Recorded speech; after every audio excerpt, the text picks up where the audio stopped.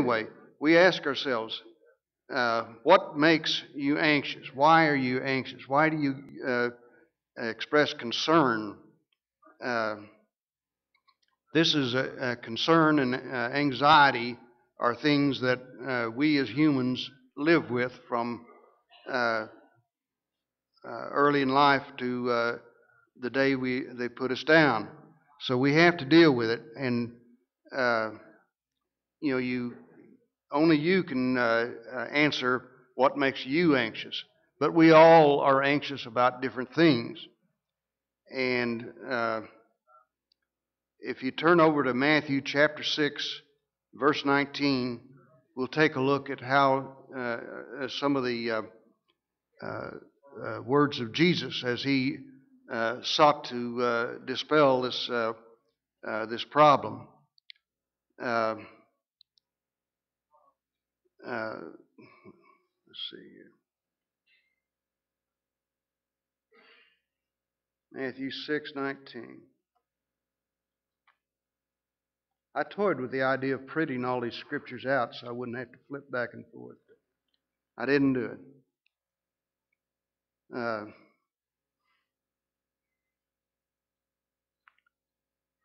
Jesus says, "Do not store up for yourselves treasures on earth where moth and rust destroy and where thieves break in and steal." And then he goes on to say, "But store up for yourselves treasures in heaven where moth and rust do not destroy and where thieves do not break in and steal. For where your treasure is, there your heart will be also." Okay, so basically he said, don't be concerned with accumulating wealth. Now, wealth is counted different ways. Normally, especially during a season of politics, which we're in now, when we talk about wealth, we're talking about the wealthy, those who have accumulated quite a bit of money. However, wealth can also be counted different ways. For instance, you might be a stamp collector. You might, like my dad in his latter years, he used to go to garage sales and collect old transistor radio, not transistor, the tube radios. He bought them and took them home, put them in his garage and just forgot about them. It was just a thing he did. That was his wealth. He accumulated those radios, and he was out every weekend looking for more radios. But that was his wealth. We all have different things that we consider to be important to us, and that is the wealth that Jesus talks about, as well as the money. We know there are people who accumulated fantastic fortunes in money. However, that's as much as part of what Jesus is talking about as other forms of wealth. And basically what Jesus tells us here is, don't let that accumulation of wealth be the center part of your life. We've known of people, I guess a good example of someone who let wealth absolutely ruin his life was Howard Hughes. Do you remember Howard Hughes? He was a fantastically wealthy man. He did a lot of good things. And he, from what I understand, he was not necessarily how do they say, tight with his money. He had outlets for his money which would be considered rather generous. However, in his latter years, he was so concerned about his money that he withdrew into his own little shell, and he had no life. I don't recall exactly what condition he was in when he died, but he almost subhuman, in that he didn't allow anybody to see him. He was hidden away. His wealth had overtaken him. And this is exactly the kind of situation that Jesus is talking about. Don't let that wealth be the center part of your life. Don't let your life revolve around uh, uh, your wealth, whatever it may be, whether it's money or stamps or anything else. And then turn over to Luke chapter 12. We'll start with verse 15. And let's read a little bit more of Jesus's prescription for a better life. He said, and then he said to them, "Watch out, be on your guard against all kinds of greed. A man's life does not consist of the abundance of his possessions." Now, he's done two things in these few words there. One, he's given us the problem, the illness, and then two, he's given us the cure. He tells us, watch out for greed. Now, a person can have uh, money and not be greedy, but when you let that money be all consuming, then that's greed, and that is sinful in the eyes of Jesus. And then he says, a man's life does not consist in the abundance of his possessions. Now, it can't be any clearer than that. When he says that, he's telling us, don't get wrapped up in accumulation of wealth, whatever it may be. And this is important for us to apply to our life today. Anybody have any questions or comments? Yeah. This is Luke chapter 12, verse 15.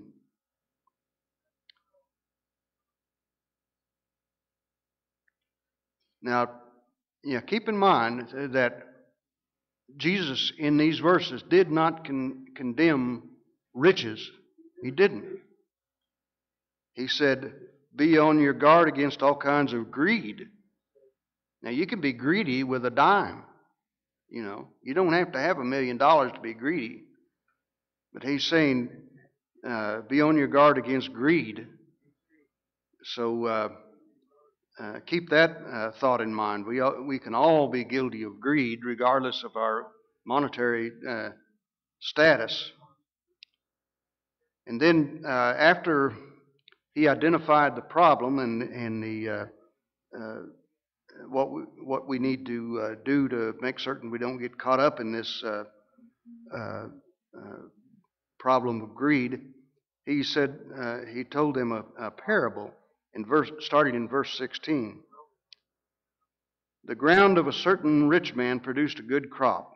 Nothing wrong there, is it? All farmers hope that their ground will produce a good crop. He thought to himself, what shall I do? I have no place to store my crops. Then he said, this is what I'll do. I will tear down my barns and build bigger ones. And then I will store all my grain and my goods, and I'll say to myself, you have plenty of good things laid up for many years. Take life easy, eat, drink, and be merry. But God said to him, you fool, this very night your life will be demanded from you.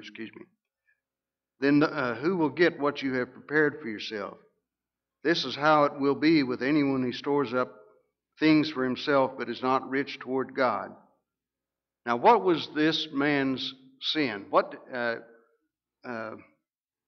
God said, you're a fool. Now, what did he do here that caused God to call him a fool?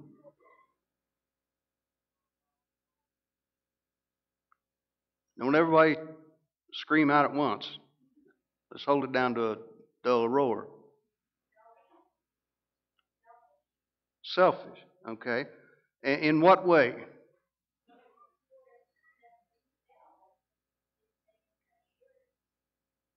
Everything was for himself. He was concerned about putting this all aside for himself. Self first is what it was, and God was never in the picture. It wasn't. There was no problem with having good crops. God is not against uh, a farmer or anyone else doing well on the work and the labor that they put into whatever it is they do. But when they leave God out of the picture, then it becomes a sinful condition. And as in this case, the man thought he had it all. He was going to eat, drink, and be merry. He was going to take life easy. But his life was demanded of him that night, and he lost it all. And so don't think that money guarantees you good times and easy life. Uh, if you're selfish, if you're greedy, if you don't, or if you do leave God out of the picture, then you're in bad shape, regardless of how much wealth you've accumulated. Any other comments on that? Yes.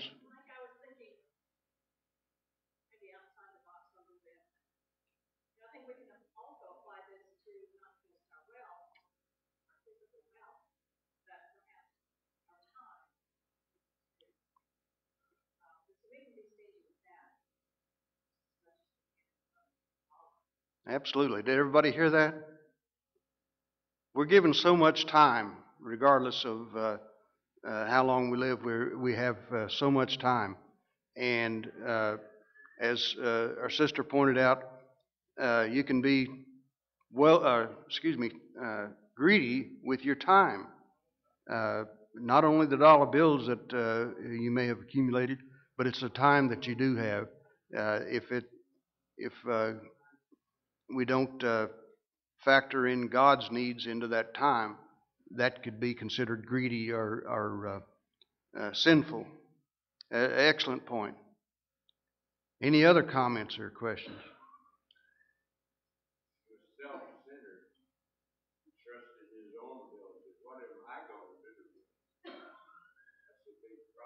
Right. Let's step back from the picture just a little bit. Who provided him that good crop? God did, didn't he?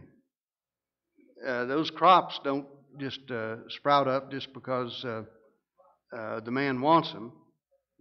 God put all things into a cycle that which includes good crops in their time.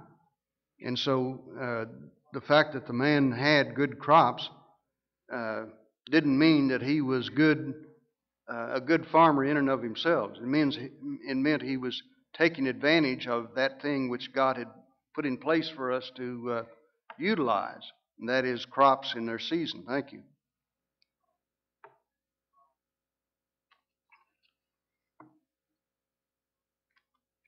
I guess this means we're all here, right? Okay.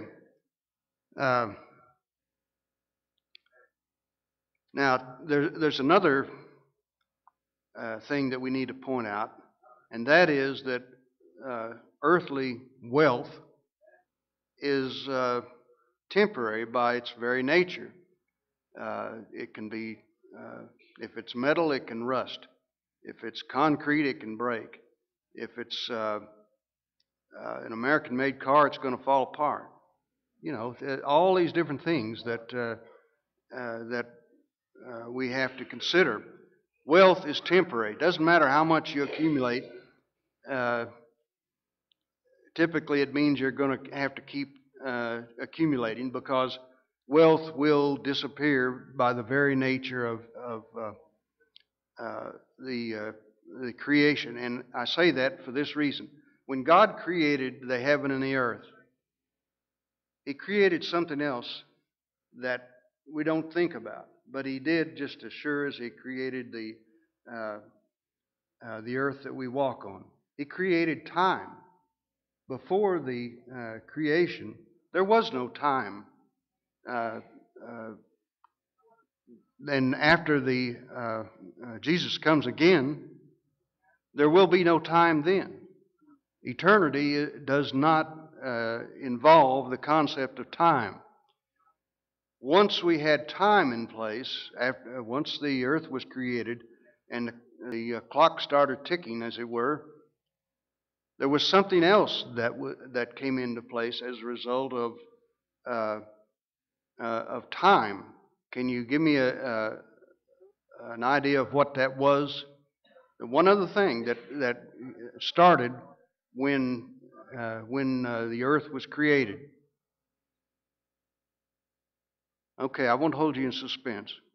Change, change. Everything changes as a result of time. Whether it's a redwood tree that lives 2,000 years, it's eventually going to fall. Doesn't matter how old it is.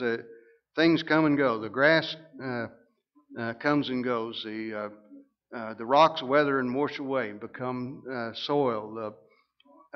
It doesn't matter what it is. From dust to dust, man changes. And so everything in God's creation is subject to change. And it's the same way with man's wealth. Something that's very valuable today may not be worth anything tomorrow.